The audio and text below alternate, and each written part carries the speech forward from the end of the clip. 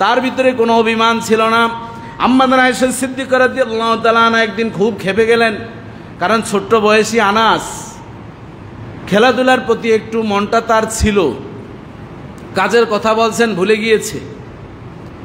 এরপর আম্মা আয়েশা সিদ্দিকা রাদিয়াল্লাহু তাআলা আনহা নবী পাকের কাছে অভিযোগ করলেন, বিচার দিলেন, কঠিন বিচার। ইয়া রাসূলুল্লাহ, ইয়া হাবিবাল্লাহ, আনাসকে এই কাজ করার জন্য বলেছি, সে করেনি, এমন করে বহুদিন সেই কাজ করেছে। আমার নবী আম্মা আয়েশাকে ডাক দিয়ে বলেন, আয়েশা রে, আল্লাহর পক্ষ থেকে যতটুকু নির্ধারণ করা হয়েছে আনাসের পক্ষ থেকে আমাদের খেদমত পাওয়া, এর চেয়ে বেশি আনাস আমাদেরকে খেদমত দিবে না। জোরে জোরে বলেন সুবহানাল্লাহ। আম্মা আয়েশা বলেন, আমি খুব লজ্জা পেলাম, কারণ বিচারটা দিয়েছিলাম খুব কড়া করে, ভেবেছি কঠিন শাসন হবে, কিন্তু এমন এক ওয়াজ দিলেন, ওই ওয়াজের কারণে আমি একেবারে গলে গেলাম, চুপ হয়ে গেলাম, আর আমার কথা বলার মতন কোনো সুযোগ ছিল না। আরেকদিন ইহুদি পাদ্রী, তার নাম ছিল জায়েদ ইবনে সানা, নাম কি? জায়েদ ইবনে সানা, নবী পাকের সাথে মাত্র কয়েকদিন ব্যবসা করেছেন। একটা মাল কিনেছিলেন, নবী পাক ব্যবসা করতেন, খাদিজাতুল কুবরা রাদিয়াল্লাহু তাআলা আনহার ব্যবসা পরিচালনা করতেন।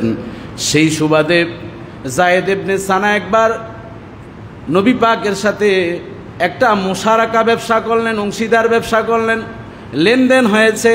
কিন্তু জায়েদ ইবনে সানা কয়েকবার তিনি তাওরাত কিতাব পড়েছেন, তাওরাত কিতাব পড়ে দেখেছেন যিনি হবেন আখিরি জামানার পয়গম্বর, তার সাথে যতই অন্যায় করে কথা বলা হোক, যত অবিচার করা হোক, সে কোনো দিন রেগে যাবে না, সে কোনো দিন প্রতিবাদ করবে না।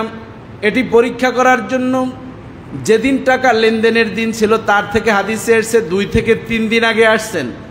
এসে আমার নবী রাহমাতুল লিল আলামিন কয়েকজন সাহাবীর সাথে একসাথে তিনি বিশেষ গুরুত্বপূর্ণ কথা বলতেছিলেন। জায়েদ ইবনে সানা বলেন, আমি জামানার পয়গম্বরের চাদর মোবারক ধরে টান দিলাম, টান দিয়ে বলছি, ও মুহাম্মদ, তুমি আব্দুল্লাহ ইবনে আব্দুল মুত্তালিবের বংশধর যারা, তারা এমনই থাকে, কথায় কাজে মিল থাকে না। বলেন নাউজুবিল্লাহ। বংশ নিয়ে যখন কথা বলে রাগ উঠে কি উঠে না? বংশের কথা, বাবা মার কথা বললে প্রত্যেকটা মানুষের ভিতরে রাগ উঠে। বলতেছে আব্দুল মুত্তালিবের বংশধর যারা, তারা এমনই থাকে, কথায় কাজে মিল থাকে না। আমার নবী কোনো জবাব দিলেন না। নবী জবাব না দেওয়ার কারণে ওই জায়েদ ইবনে সানা বলতেছেন, আমাকে তো টাকা দেওয়ার কথা ছিল আজকে, তুমি এখন পর্যন্ত দেও না, এই জন্য নেওয়ার জন্য এসেছি।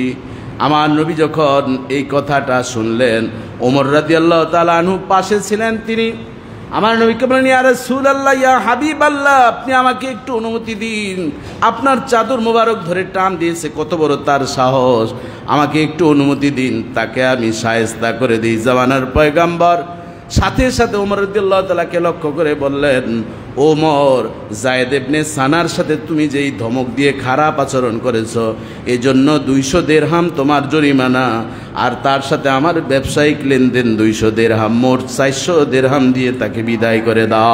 আল্লাহু আকবার বলেন। এই কথা যখন বললেন, জায়েদ ইবনে সানা ওমরকে বললেন, ওমর, জেনে নাও, আজকে আমি এই টাকা নেওয়ার তারিখ ছিল না, আরো 2-3 দিন পরেই নেওয়ার তারিখ ছিল। আমি তাওরাত কিতাবে পড়েছি, যে হবে আখির জামানার পয়গম্বর, তার আচরণ, ক্ষমা, উদারতা এত সুন্দর হবে, তাকে যতই রাগানো হোক তার ভিতরে রাগ গোসা থাকবে না।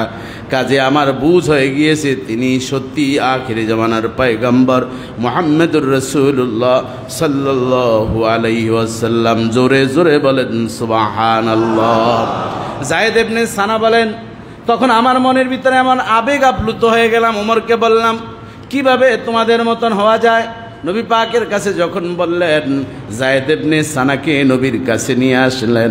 আসার পর নবীর হাতে হাত রেখে জায়েদ ইবনে সানা পড়ে নিলেন, লা ইলাহা ইল্লাল্লাহু মুহাম্মাদুর রাসূলুল্লাহ সাল্লাল্লাহু আলাইহি ওয়াসাল্লাম। বাবাজি বন্ধুরা,